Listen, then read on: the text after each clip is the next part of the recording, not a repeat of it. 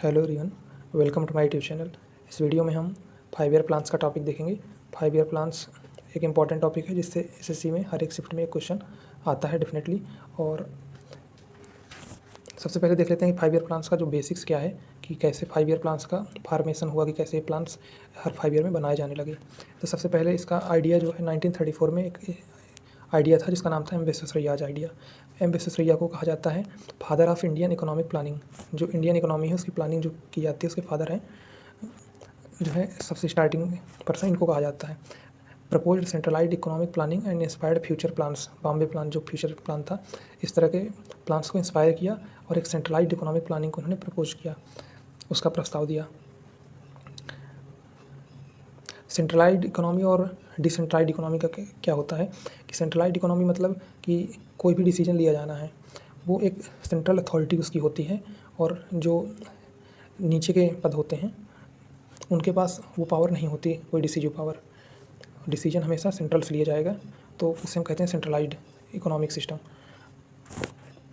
1944 में बॉम्बे प्लान लाया गया by 8 top Indian industrialists, Tata, Birla, John Mathai, इस तरह के जो टॉप उस समय के 8 इंडियन इंडस्ट्रियलिस्ट थे, तो वो बॉम्बे प्लान लाए थे। और इसमें उन्होंने सजेस्ट किया 15 year plan for India's economic development. 15 year plans उन्होंने एक 15 ईयर का प्लान रखा कि कैसे इंडिया का इकोनॉमिक डेवलपमेंट होगा। इन्फ्लुएंस्ड नेहरू पॉलिसीज, इसको डायरेक्टली इम्प्लीमेंट तो नहीं किया गया, लेकिन ये जो बॉम्बे प्लान था ये नेहरू जी की जो फर्स्ट 5 ईयर प्लान या सेकेंड ईयर 5 ईयर प्लान था उसके जो फोकस पॉइंट थे उन पे कोई इन्फ्लुएंस किया। नेक्स्ट है 1944 में एक और प्लान आया जिसका नाम है गांधीयन प्लान। ये अपोजिट टू बॉम्बे प्लान था। बॉम्बे प्लान के से थोड़ा अपोजिट पॉइंट ऑफ व्यू रखता था। बाई एस एन अग्रवाल, ये फॉलोअर थे गांधीयन फिलासफी के, कि जो नॉन वायलेंस है, अहिंसा है, तो उसके फॉलोअर थे एस एन अग्रवाल। उनके द्वारा ये गांधीयन प्लान लाया गया था।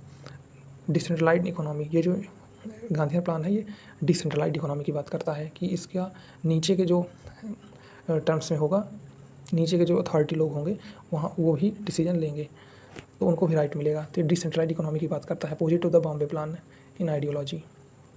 क्योंकि जो गांधीयन प्लान था ये कॉटेज और रूरल चीज़ों के डेवलपमेंट ज़्यादा फोकस करता है, और जो बॉम्बे प्लान था ये इंडस्ट्रियलिस्ट इसको ला रहे थे, तो ये उसमें इंडस्ट्री पे फोकस ज़्यादा कर रहा था। People's plan by M N Roy, founder of radical democratic party. तो रेडिकल डेमोक्रेटिक पार्टी के ये फाउंडर थे एम एन रॉय, और ये मार्क्सिस्ट थे। तो ये पीपल्स प्लान एक लाए थे 1945 में। तो नेक्स्ट है 1950 प्लानिंग कमीशन सेटअप।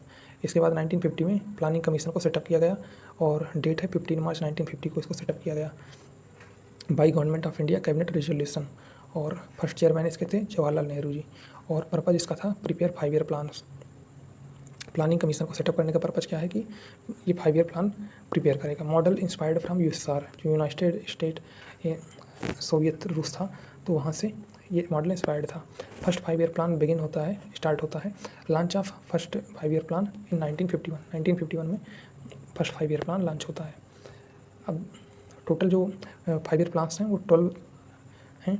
इसके बाद प्लानिंग कमीशन को एबॉलिश कर दिया जाता है बाई मोदी गवर्नमेंट। एंड जब नरेंद्र मोदी जी की सरकार बनती है, उस समय गवर्नमेंट उनकी बनती है, तो उन्होंने प्लानिंग कमीशन को 2014 में उसको एबॉलिश करके नीति आयोग नाम की एक आयोग का इस्टेब्लिश करते हैं। तो टोटल 12 हैं 5 ईयर प्लान्स। जो फर्स्ट है तो इनका टाइम पीरियड सभी 12 का कैसे याद करेंगे कि 1951 से स्टार्ट हुआ, और 3 5 ईयर प्लान लगातार कंटिन्यू जो है चली, और उसके बाद 3 ईयर का गैप हुआ। 3 लगातार चली और 3 ईयर का गैप लिया, और फिर 2 लगातार चली, 2 ईयर का गैप लिया, फिर 2 चली और लगातार, और फिर 2 ईयर का गैप ली, और फिर लगातार जो है ये 5 ईयर प्लान्स चले 1992 के बाद।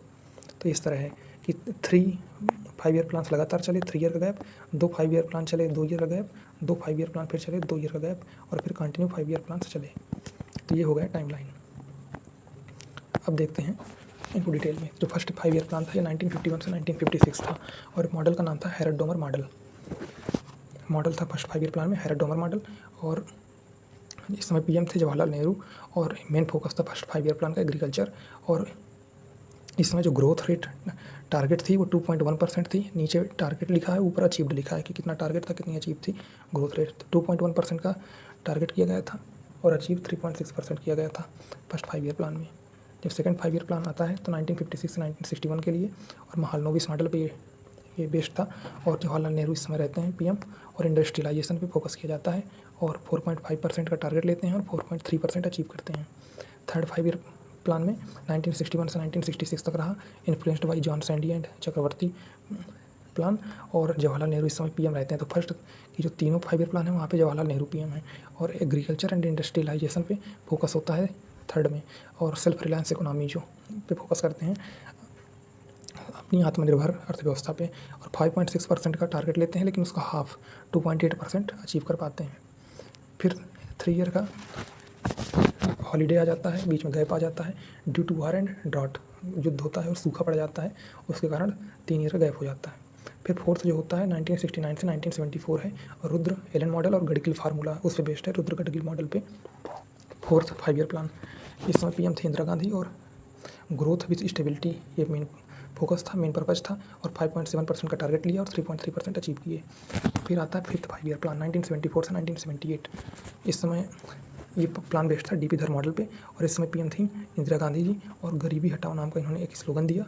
और ये एसएससी में क्वेश्चन आता है, फ्रिक्वेंटली आता है, बार बार पूछा जाता है कि गरीबी हटाओ किस 5 ईयर प्लान से है। तो 5 ईयर प्लान में ये फिफ्थ से है, और 4.4% इसका टारगेट था और 4.8% अचीव किए।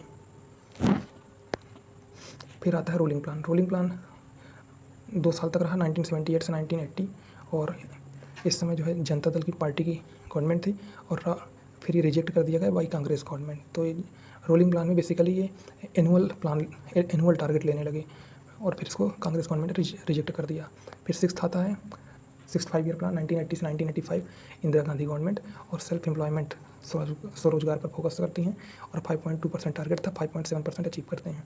सेवन्थ 5 ईयर प्लान 1985 से 1990 तक था, और इस समय पीएम थे राजीव गांधी, और ये टेक एंड मॉडर्नाइजेशन पे फोकस करते हैं, और 5% का टारगेट लेते हैं और 6% अचीव करते हैं। और फिर है BOP crisis, balance of payment crisis. तो 1990 से 1992 2 ईयर तक रहा, और पॉलिटिकल इंस्टेबिलिटी इस टाइम पे रही, मतलब कोई स्थिर गवर्नमेंट नहीं थी, कोई स्टेबल गवर्नमेंट नहीं थी। और फिर एट्थ 5 ईयर प्लान था 1992 से 1997 तक। इस समय पीएम थे पीवी नरसिम्हा राव, और इस टाइम पे मेन फोकस जो था एलपीजी रिफॉर्म से लिबरलाइजेशन, प्राइवेटाइजेशन और ग्लोबलाइजेशन, उदारीकरण और निजीकरण, वैश्वीकरण, और इस समय लाइसेंस राज को इंड कर दिया गया था। तो लाइसेंस राज कब इंड किया गया? एट्थ 5 ईयर प्लान के दौरान। 5.6% का टारगेट लिए, 6.7% अचीव किए। नाइन्थ 5 ईयर प्लान जो था 1997 से 2002 तक। फिर इधर एट्थ 5 ईयर प्लान के बाद जितने भी हैं वो सभी लगातार हैं, उनमें किसी के बीच में गैप नहीं है। 1997 से 2002 तक है। इस समय गवर्नमेंट थी अटल बिहारी वाजपेयी जी की, 9th और 10th दोनों के टाइम पे। और growth with social justice Etah main focus रहा 9th में, और 10th में रहा पॉवर्टी, एजुकेशन, हेल्थ। और इसको देख सकते हैं, टारगेट यहाँ पर लिया गया 6.5%, अचीव किया गया 5.4%, 8% का टारगेट, 7.6% अचीव किया गया। फिर लास्ट सेकंड है 11th 5 ईयर प्लान, ये 2007 से 2012 तक, और फिर लास्ट था 12th 2012 से लेकर 2017 तक। और इन दोनों के टाइम पे मनमोहन सिंह पीएम थे, और इनका टारगेट जो मेन फोकस था वो रैपिड इंक्लूसिव सस्टेनेबल ग्रोथ, और 9.9% का टारगेट लिया, 8% अचीव किया। फिर 12th में 8% टारगेट लिया, 6.8% अचीव किया। फिर प्लानिंग कमीशन को एबॉलिश कर दिया गया अगस्त 2014 में। अगस्त 2014 में एबॉलिश करके मोदी गवर्नमेंट ने नीति आयोग को इस्टेब्लिश किया, और इसको इस्टेब्लिश की डेट है 1 जनवरी 2015।